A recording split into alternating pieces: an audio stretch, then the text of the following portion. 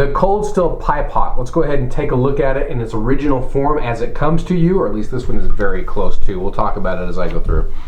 Here is the head that is made of a 1055 carbon steel, and it comes very dull. Very dull. In fact, if you really want to get any good use out of this, you're going to have to sharpen this.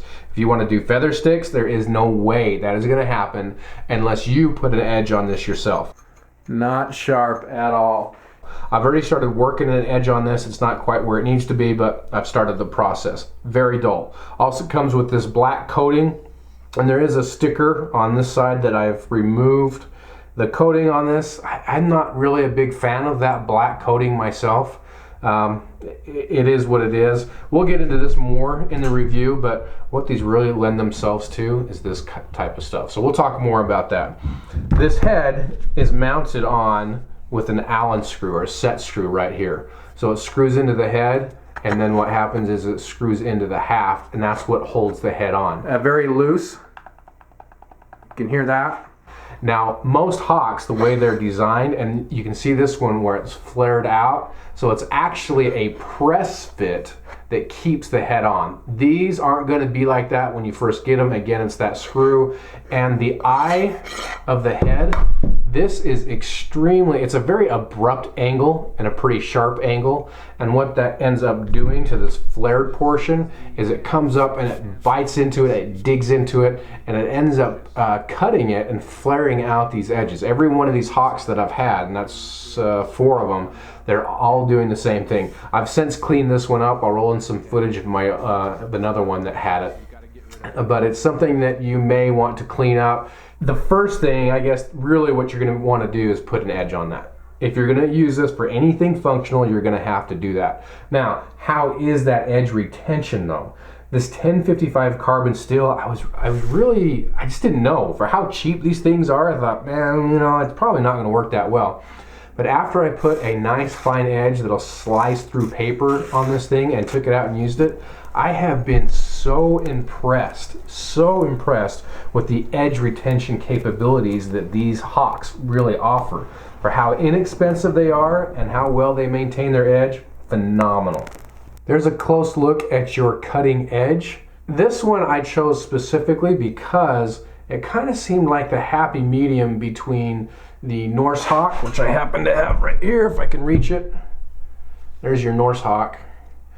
And I don't have on hand, but the Trail Master, is that what they call it? But that one is a little bit shorter, so you're probably looking at about like that with the Trail Master, the Trail Hawk, whatever it's called. Now going to the back on this, this is a pipe hawk, what they call a pipe hawk. A real pipe hawk, which this is not, you can actually smoke out of. This is not hollowed out. This is more of what you'll use as a hammer. This is fully hardened back here on this end, so you can beat it pretty good, and I haven't been able to damage any of mine. Of course, I'm not breaking rocks with them or anything, but so it's just more the aesthetics that they're going for here with the pipe hawk. It is not a real pipe hawk. Some guy got all bent out of shape. They're not real. Well, no kidding, they're not real, but they do serve a purpose other than aesthetics. Again, you can hammer in stakes. Sometimes when I'm chopping through a branch or a bigger thick piece of wood and I'm almost there, I'll flip over the hawk and I'll use that just to hammer it off the rest of the way. Give it a little shot to get it off there. This is a 22-inch long hickory handle. It does come with a some type of coating on there. You can see that. It's got a lacquer on there. So if you are going to mod this thing, you're going to want to sand this down, remove that. But the handle works out great. I haven't had any problems with them. Sometimes with overstrikes, you can certainly damage these. So if you're missing and you're hitting here, you will dent them, you will ding them up a little bit. They're not rock solid, but overall they've held up fine. I haven't broke any, but I haven't been throwing them either. I really like the handle length on these. It allows you to get some more momentum, some more swing off of them. Sometimes though, when I'm choking up, again, that great edge retention, doing feather sticks or something like that, and I'm working with the piece of wood and I'm doing this number right here, sometimes that's where the 22 inches I'm kind of hitting stuff down here. So that's a bit of a pain. But, you know, pick your poison. You can cut these shorter if you want. Actually, I have plans to make a short one out of this one. Or leave them long. It's not enough of a pain for me that if I only had one hawk, I would probably just leave it at the 22 inches because of what it offers of actually chopping wood. This does not come with a sheath. It comes with a little plastic piece that goes over the edge. I would not consider that a sheath whatsoever. Again, how dull it is, that plastic piece suits what it needs to do as far as shipping. Other than that, if you're going to really sharpen this thing up and pack it around, you're going to want to look for an aftermarket sheath. It does not come with anything suitable. Now, why would you purchase one of these? What are you going to use it for? Well, one, a Tomahawk. There's a lot of cool history. So one is for fun. The other is camp use. Certainly can be used around the camp effectively. It's not going to outdo a hatchet. This isn't a hatchet versus a Tomahawk video, but if I'm going to be doing a lot of hard work, heavy work, I'm going to go with an axe. But these are fun to use. I've really enjoyed playing with these things. Also, a lot of people get them and throw them. I don't particularly do that. I think I'll get around to it eventually, but that's one reason people get, and that would be a great configuration, right? If you get this and just leave it alone and just start throwing it, have fun with it, if that's your sole thing, kind of a game around camp, right on. For me personally, the biggest thing that I've got these for is a project piece. So this is the first hawk that I've had. You guys have seen it on the channel, who watch the channel. This is kind of what I've done to this one. This is aftermarket again. I do have a couple more here. That to me is where these really shine. With how inexpensive they are, they just lend themselves to be a project piece. I love this stuff, man. I love working on these hawks. It's so much fun. And here's the Norse hawk that I've done. Again, going back to, they've got so many different hawks to choose from. But they are a lot of fun to work on. You can get these things, you can really go all out and make them ornate. That Norse hawk I showed you with the feathers on it, all those feathers were found, by the way, just out hiking around doing my stuff. That one's not a user, that'll just ruin the feathers. I do actually have that one displayed around the house along with this one as well. This one actually is my user, but they hold up so well. They're a lot of fun to work with out in the bush. So they're not just something pretty, they are really quite functional. Now the original ones, talking about pretty, to me, really are not that pretty.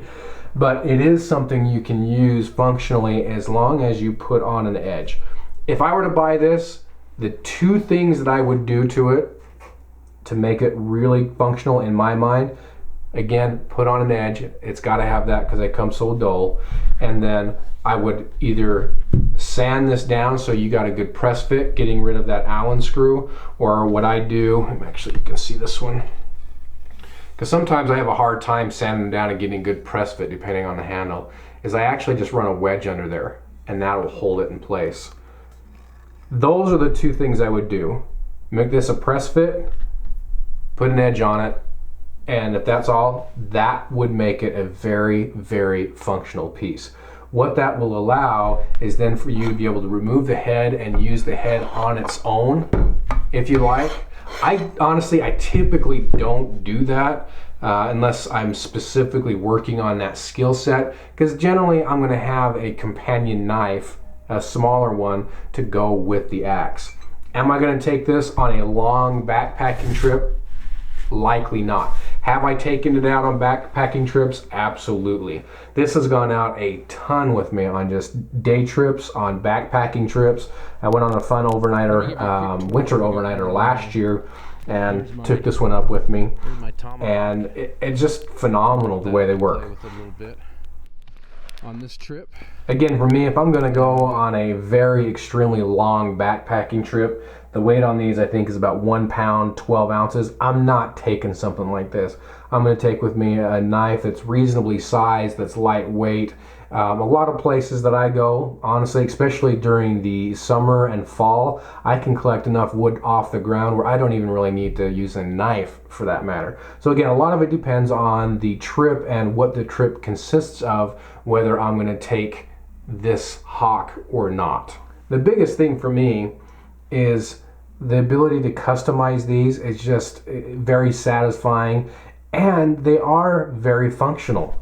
Going back to, I wondered how the edge retention was going to be, phenomenal. So if you're looking at one of these things, decide on what you want to do with it. As they come originally, two minimal things: edge, make a press fit, you're good to go there, I think. But there's a lot you can do with them. Hope you guys enjoyed the review. Thanks for watching. We'll see you.